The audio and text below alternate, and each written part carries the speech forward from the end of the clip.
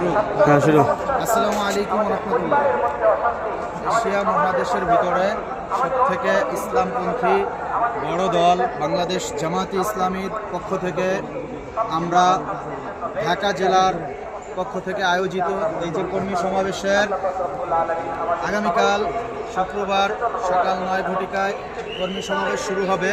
এখান থেকে আমরা সারা বিশ্বে দেখিয়ে দিতে চাই, যারা আমাদেরকে বিগত 17 বছর স্বৈর শাসকরা বুঝাইতে চেয়েছে মানুষের কাছে যে এরা আসলে ইসলামিক দল নয়, সুশৃঙ্খল দল নয়।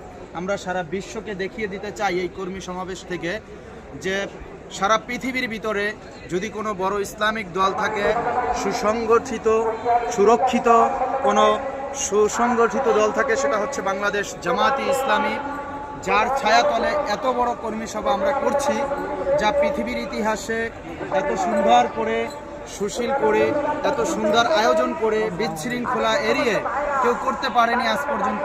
তা আমরা আগামীকালকে এই কর্মী সভার ভিতরে কর্মী সভার মধ্য দিয়ে আমিরে জামাতের আগমনের মধ্য দিয়ে যেখানে আমাদের আমিরে জামাত আসবে, এটা দিয়ে আমরা সারা বিশ্বকে দেখিয়ে দিতে চাই বাংলাদেশ জামাতে ইসলামী যে কত বড় সুন্দর সুসংগঠিত আদর্শিক নীতিবান চরিত্রবান মানবিক দৃষ্টি থেকে বাংলাদেশের আমাদের থেকে অন্যতম আর কোনো ইসলামিক দল আমাদের থেকে দেখাইতে পারেনি। এরকম বিগত দিনে এরকম পরিকল্পনা নিয়ে আমরা প্রতিটা কর্মী কাজ করব ইনশাল্লাহ।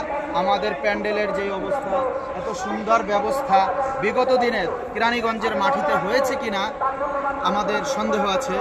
এই আশা রেখে আমরা সকলে আমাদের এই কর্মী সমাবেশ আমিরে জামাতের সমাবেশ সুন্দর করে পরিচালনা করে এবং কি সকলে সহযোগিতা করে এটাকে সম্মেলনটাকে বাস্তবায়ন করব ইনশাল্লাহ। এই আশাবাদ ব্যক্ত রেখে আমরা আমাদের আজকের এখানেই শেষ করছি। আসসালামু আলাইকুম রাহমাতুল্লাহ। আমরা মাঠটাকে পরিদর্শন করে মাঠটাকে দেখি আমরা। এটা হচ্ছে আমাদের স্টাইস, আর হচ্ছে মাঠের আপনার মাঠের অংশ দেখেন। এই যে এটা হলো মাঠ আমাদের, হ্যাঁ মাঠের এখনো কাজ চলতে আছে, এখনো কাজ শেষ হয় না ইনশাল্লাহ, এখনো কাজ চলতে আছে। চেয়ার বসানো হয়েছে এবং মিডিয়ার জন্য জায়গা রাখা আছে।